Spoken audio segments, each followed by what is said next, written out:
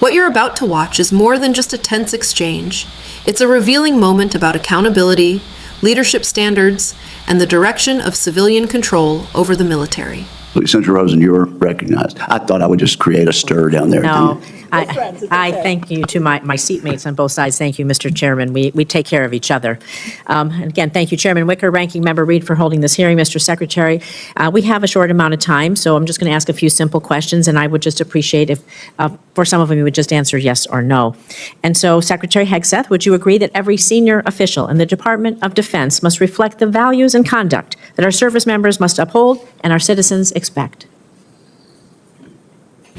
Senator, we want to uphold the highest possible standards. I'll take that for a yes. So would you also agree then that anti-Semitism and anti-Semitic conspiracy theories have no place in our government or military? Yes or no? They should not. Thank you. So would you also agree that anyone who has posted, and I'm going to quote, anti-Semitic conspiracy theories lifted right out of a neo-Nazi playbook, end quote, shouldn't be anywhere near a position of power? Yes or no? Since I don't believe the characterization of many officials in the news media, I would need to see precisely what's being characterized. But generally, would you not say that if we thought something was coming out of a neo-Nazi playbook, it doesn't have any place in our Department of Defense? Now, Secretary Hegseth, the quote that I just read you was referencing Ms. Kingsley Wilson, the DOD press secretary. It's a direct quote from her, who my Republican colleagues on this committee have also expressed alarm over due to her comments. In fact, one colleague said, and I'm going to quote again, obviously I don't agree with her comments. I trust the Pentagon will address this, end quote. However, in the months since, not only have you not addressed these anti-Semitic comments, you have promoted Ms. Wilson. This seems to be at odds, honestly, with President Trump's commitment, very public commitment to combat anti-Semitism, which you just said you two agreed with. So, Secretary Hegseth, given the rise in anti-Semitic violence, hate crimes in our nation, and to show that the Trump administration, your administration, does have a zero-tolerance policy for anti-Semitism, will you dismiss Ms. Kingsley from her role as a U.S. military spokesperson today, yes or no? Again, that's why I referenced the context and characterization. Well, we'll send you the quote, I've worked directly with her. She does a fantastic job, and there's any suggestion that I or her or others are party to anti-Semitism is a mischaracterization, attempting to win political points. Sir, and I'm going to say Senator, you're attempting to win political points on the backs of mischaracterizing the statements of a member of my department, and I'm not going to stand for that. You are not a serious person. You are not serious about rooting out, fighting anti-Semitism within the ranks of our DOD. It's despicable. You ought to be ashamed of yourself. I'm going to move on to General Hawk. The sudden inexplicable dismissal of General Hawk. He serves both the director of the National Security Agency, commander of U.S. Cybercom. It's deeply concerning, raises significant questions about the decision-making process, its potential consequences.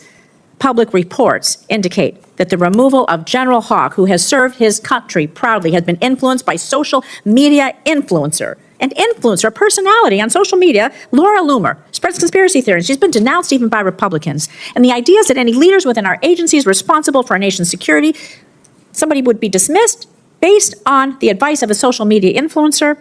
It's alarming to say the least. It's surely not how we should be running our military. So were you consulted regarding General Hawk's dismissal, yes or no? Well, Senator, I would not advise believing everything you read in the media. And I'm consulted on every single decision. Okay, I'm the decision maker for the department, and we all serve at the pleasure of the president. And we have the prerogative to make those decisions for the best of the country. Did you personally approve Mr. Hawk's dismissal, yes or no? Anyone coming or going at the Defense Department, especially at that level, would ultimately be a decision made by me, and I stand behind that. Did you personally relieve him? Did you personally relieve him? Yes or no? Anyone at that level you did, who is so relieved would be relieved by the Secretary of Defense. Was there a specific justification for General Hawk's dismissal?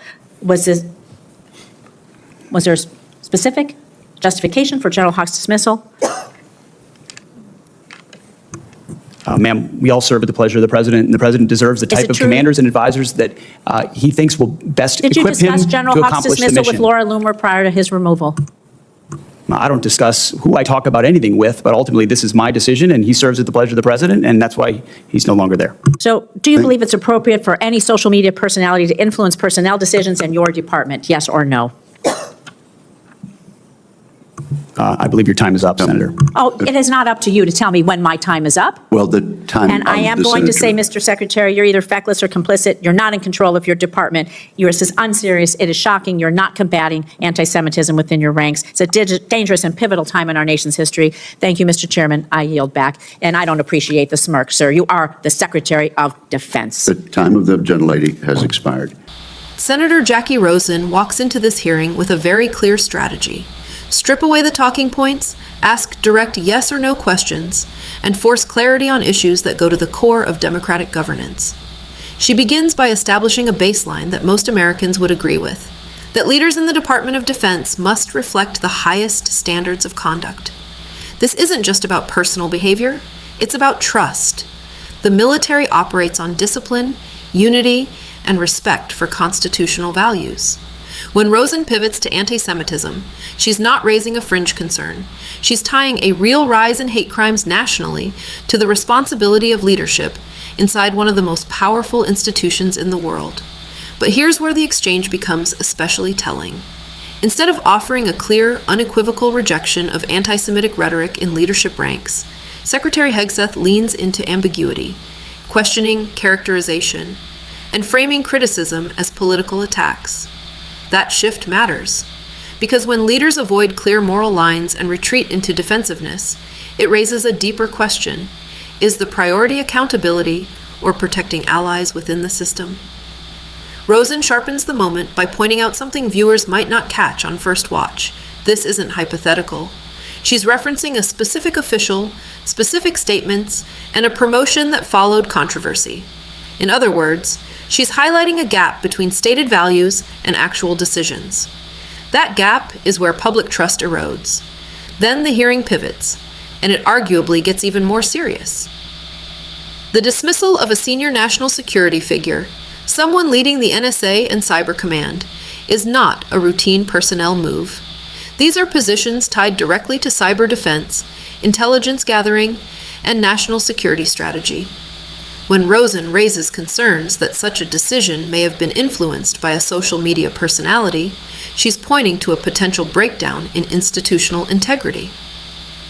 Think about what's at stake here. If personnel decisions at the highest levels of defense are influenced by unelected, unvetted online figures known for conspiracy theories, it challenges the very idea of a professional, apolitical military structure. That's not just a partisan concern. It's a structural one. Democracies rely on expertise and chain of command discipline, not viral influence or ideological loyalty tests. Hegseth's response again leans on authority. We serve at the pleasure of the president, which is technically true, but Rosen is pushing for something deeper, not just legal authority, but responsible use of that authority. There's a difference between having the power to make decisions and making them in a way that strengthens institutions rather than weakens them. By the end of the exchange, the frustration you see from Rosen isn't just about unanswered questions. It's about a pattern, deflection on anti-Semitism, lack of transparency on major personnel decisions, and refusal to clearly rule out inappropriate outside influence. Her final line, calling the leadership either feckless or complicit, is harsh, but it reflects the stakes she's trying to underline. For viewers, the key takeaway isn't just who won the exchange. It's understanding what's being tested here. Whether the Department of Defense is being run on professional standards and constitutional principles, or whether it's drifting toward politicization and informal influence networks. That distinction matters not just for Washington insiders, but for every service member and every citizen who depends on a stable, accountable military. If you found this breakdown helpful, make sure to like, subscribe, and share. These hearings move fast, and it's easy to miss what really matters beneath the surface. This channel is about slowing it down, connecting the dots, and giving you the full picture so you can make up your own mind.